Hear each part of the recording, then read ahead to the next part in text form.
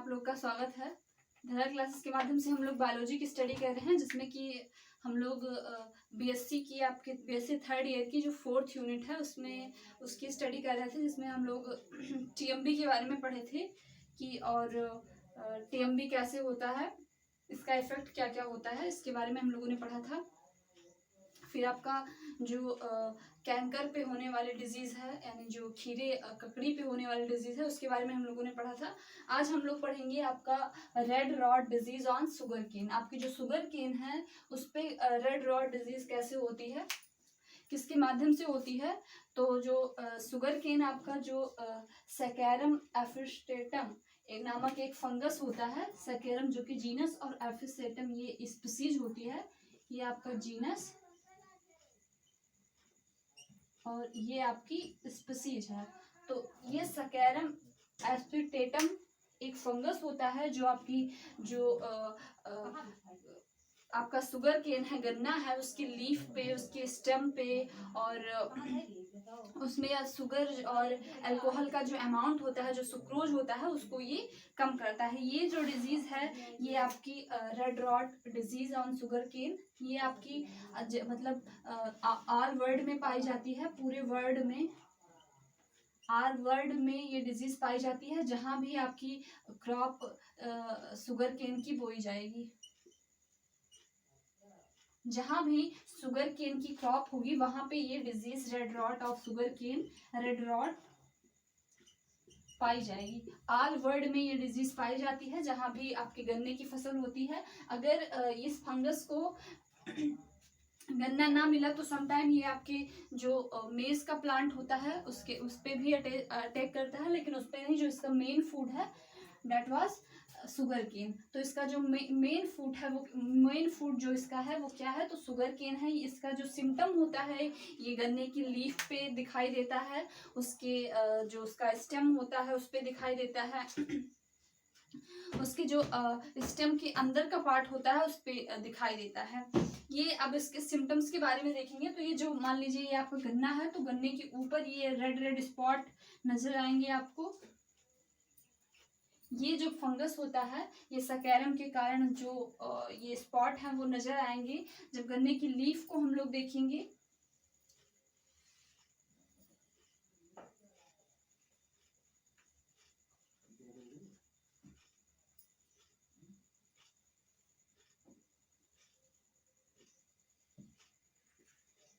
ये हो गया आपका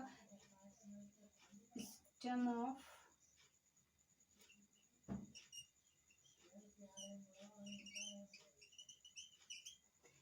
ऑफ शुगर केन, और ये हो गई आपकी लीफ।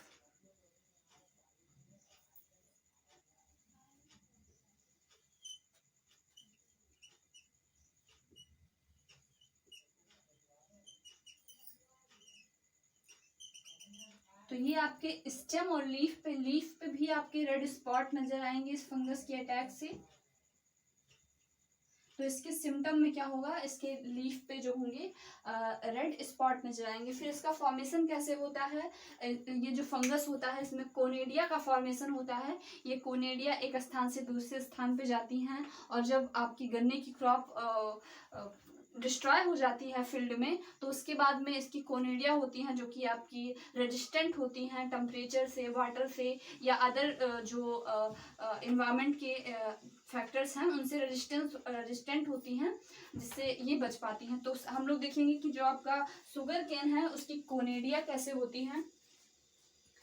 इसका स्ट्रक्चर आपको बनाना होता है कोनेडिया का, तो देखेंगे हम लोग कोनेडिया का स्ट्रक्चर।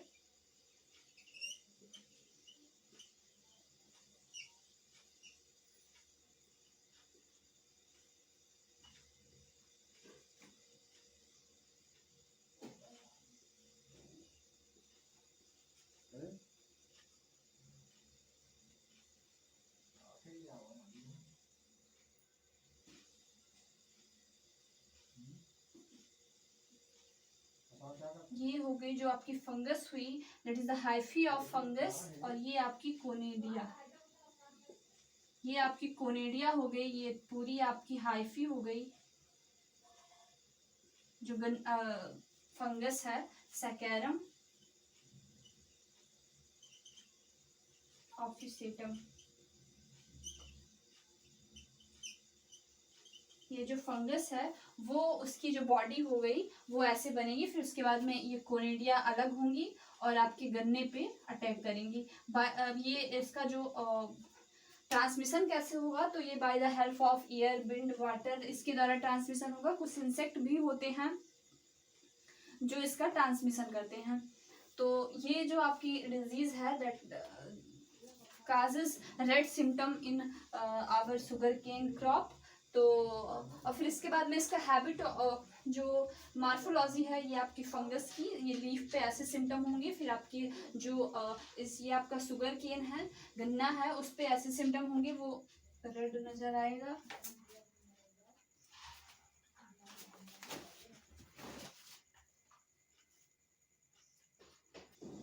तो वो जो सिम्टम्स होते हैं आपकी गन्ने की लीफ पे वो नज़र आते हैं। ये आपकी जैसे पंजाब हो गया, हरियाणा हो गया, जहाँ पे आपकी इंडिया में शुगर केन की फसल ज़्यादा होती हैं, वहाँ पे ये देखा जाता है। जैसे द रेड रॉट डिजीज़, ये बहुत कॉमन डिजीज़ है जो कि आपके पूरे वर्ल्ड में देखी जाती है, distributed in all the world. India में जैसे आपका उत्तर प्रदेश हो गया, बिहार हो गया, जहाँ पे गन्ने की क्रॉप होगी वहाँ पे ये डिजीज़ देखी जाएगी। हरियाणा हो गया, मध्य प्रदेश हो गया, पंजाब हो गया, इन सब इलाकों में ये डिजीज़ पाई जाती है। सबसे पहले 1939 में इसको कुछ साइंटिस्टों ने देखा आपके पंजाब में, और फिर उसके बाद में 1940 में इसको हरियाणा में, और 46-47 इन जो ये जो टाइम पीरियड था उसमें जो ये डिजीज़ थी वो सबसे ज़्यादा हार्मफुल कंडीशन में थी। यानी जो उस टाइम पे शुगर केन की क्रॉप थी, यानी जो आपका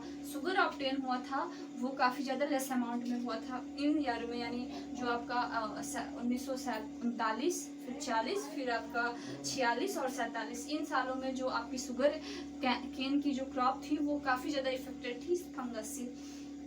और ये इसका अकरेंस जो होता है कोनेडिया का, हम लोग स्ट्रक्चर देखेंगे। जो आपकी कोनेडिया है वो आपकी मल्टी सेलर होती है, यानी कई सारी सेल्स होती हैं आपकी कोनेडिया में।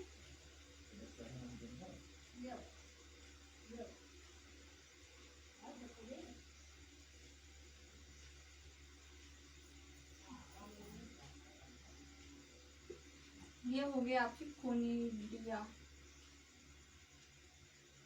ये सिंगल स्ट्रक्चर आप किसका हो गया, तो ये कोनेडिया हो गई आपकी, ये जो अलग हुई है ये कोनेडिया हो गई, जो कि आपकी शुगर केन की क्रॉप पर इफेक्ट डालती हैं।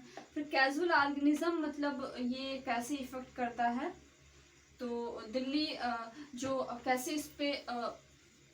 कैसे इसको रोका जा सकता है, तो गन्ने पे कुछ ऐसे इंसेक्ट भी होते हैं जो गन्ने का जो जूस होता है उसको सक करते हैं, उसके जो कुछ सुगरी सब्सटेंस गन्ने की सरफेस पे रिलीज करते हैं, जिससे ये फंगस काफ़ी ज़्यादा तेज़ी से बढ़ते हैं। तो सबसे पहले हमें जो शुगर केन की क्रॉप होती है उसमें जो इंसेक्ट होते हैं, इंसेक्टिसाइड का यूज़ करना चाहिए। जब ये फंगस लग जाए तो BHC दवा होती है, यानी बेंजीन हेक्साक्लोराइड, उसका यूज़ करना चाहिए अपनी क्रॉप में, जिससे क्या होता है ये फंगस कंट्रोल में आ जाता है। कल्टीवेशन का जब आपका फसल रोटेशन आजमाना चाहिए, यानी एक साल किसी एक फसल का यूज करें, फिर उसके बाद किसी दूसरे फसल का यूज करें, क्योंकि ये जो पर्टिकुलर फंगस है ये एक ही क्रॉप यानी आपकी गन्ने की क्रॉप पे इफेक्ट करेगा। कुछ सालों बाद अगर हम उसमें कोई दूसरी क्रॉप लगाते हैं तो उसमें ये इफेक्ट नहीं करेगा।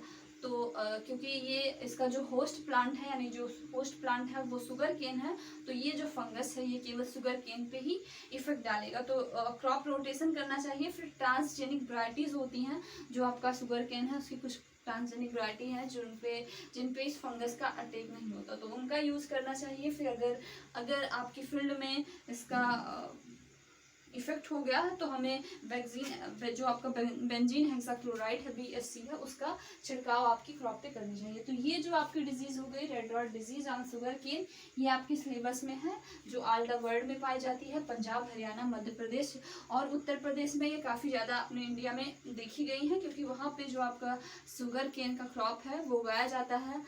साल 1939, 40 और 46 और 47 में ये काफ़ी ज़्यादा हार्मफुल कंडीशन में था, यानी जो आपकी गन्ने की फसल थी उस पर इसने काफ़ी ज़्यादा इफेक्ट पहुंचाया था, जिस वजह से शुगर का जो शुगर ऑप्टेन होती है गन्ने से उसका अमाउंट काफ़ी ज़्यादा कम था। फिर हम लोग देखेंगे कि ये इफेक्ट क्या करता है। जब ये फंगस आपके गन्ने पे अटैक करेगा तो उसमें क्या होगा, ये अल्कोहल जो आप में उसमें जो गन्ना है उसमें जो सुक्रोज होता है उसके अमाउंट को कम कर देगा। उसमें जो अल्कोहल होता है यानी जो शुगर होता है उसके अमाउंट को कम कर देगा। उसमें जो जूस होगा उसके अमाउंट को कम कर देगा, जिससे आपका जो गन्ने का क्रॉप होगा, जो से शुगर का कल्चर होगा वो कम होगा। और जो फार्मर होगा या जो कंपनी होगी आपकी शुगर बनाने की, उसमें लॉस होगा इस फंगस के द्वारा। तो ये फंगस काफ़ी ज़्यादा इम्पॉर्टेंट है आपके सिलेबस में, तो इसे देखिएगा। तो ये कंप्लीट होगा। नेक्स्ट डे पे हम लोग देखेंगे डंपिंग ऑफ सीडलिंग। सबसे पहले जान लेते हैं कि डंपिंग ऑफ सीडलिंग क्या होता है। जो आपका डंपिंग ऑफ सीडलिंग है ये भी एक फंगस से ही होने वाले डिजीज़ है, जो कि आपकी जो सीडलिंग है यानी जो उगने वाले न्यू ब्रॉन जो सीड्स होती हैं उन पे ये इफेक्ट करता है, जो डंपिंग ऑफ सीडलिंग। इसको हम लोग नेक्स्ट डे पे देखेंगे। सबसे पहले इसका इंट्रोडक्शन देख लेते हैं कि जो डंपिंग ऑफ सीडलिंग होता क्या है। तो जो किंगडम है माइकोटा, उसमें आपके इस फंगस पाइथियम को रखा गया है। डंपिंग ऑफ सीडलिंग जो डिजीज है वो आपकी पाइथियम एक फंगस होता है जिसके कारण ये होती है। तो इसको कहाँ रखा गया है, जो क्या बोलते हैं माइकोटा किंगडम है उसमें रखा गया। फिर यू माइकोटा इसका सब डिवीजन है और डिवीजन इसका माइकोटीना क्लास ओ माइकोटीना और पाइथेसिस और स्पीसीज जो है इसका पाइथियम है। हैबिटेट ये पाया कहाँ जाता है, तो ये ऑल वर्ल्ड में पाया जाता है। जो आपका पाइथियम फंगस है ये क्या होता है, जो डेवलपिंग सीड होती हैं, जो सीड का जर्मिनेशन होगा, मान लीजिए ये सीड हो गई आपकी, यहाँ से आपका रेडिकल हुआ, ये प्लूमूल हुआ, जिससे आप किसका स्टेम का फॉर्मेशन होगा प्लूमूल से, और यहाँ आपका रूट हो गया, ये आपकी रूट हो गई, रेडिकल हो गई जहाँ से रूट का फॉर्मेशन होगा। तो ये जो फंगस होगा ये आपकी यहीं पे अटैक करेगा और आगे चल के ये जो प्लांट होगा ये सूख जाएगा। यहाँ पे जो इसकी जाइलम फ्लोएम वेसल्स होंगी उस पर ये अपना हाइफी ग्रो करेगा और जो वाटर का या मिनरल का जो ट्रांसमिशन होगा वो नहीं हो पाएगा और आपका जो प्लांट होगा यानी जो डेवलपिंग यानी सीड होगा वो डिस्ट्रॉय हो जाएगा। तो ये किसके द्वारा होता है, जो आपका फंगस पाइथियम है उसके द्वारा ये डिजीज होती है। पाइथियम फंगस आपको काफ़ी ज़्यादा इंपॉर्टेंट फंगस है, पाइथियम और फिर फाइटोप्थोरा। जो पाइथियम और फाइटोप्थोरा इनकी जो लाइफ साइकिल है वो काफ़ी ज़्यादा इम्पॉर्टेंट है। इसमें जो आपकी यूनिवर्सिटीज़ होती हैं वो आपकी या तो पाइथियम से एक क्वेश्चन आना है या तो आपकी फाइटोप्थोरा से। तो कल हम लोग देखेंगे डंपिंग ऑफ सीडलिंग, यानी जो सीडलिंग है उनमें डंपिंग कैसे होती है, वो कैसे सूख जाती है सीडलिंग जो न्यू ब्राउन होती हैं उसके बारे में। और फिर उसके बाद नेक्स्ट डे पे हम लोग देखेंगे आपका फाइटोप्थोरा कैसे अटैक करता है ये आपकी क्रॉप पे, और डंपिंग ऑफ सीडलिंग। तो आप लोग देखिएगा, वीडियो को लाइक करिएगा, चैनल को सब्सक्राइब करिएगा और कमेंट करिएगा। आज के लिए इतना ही, धन्यवाद।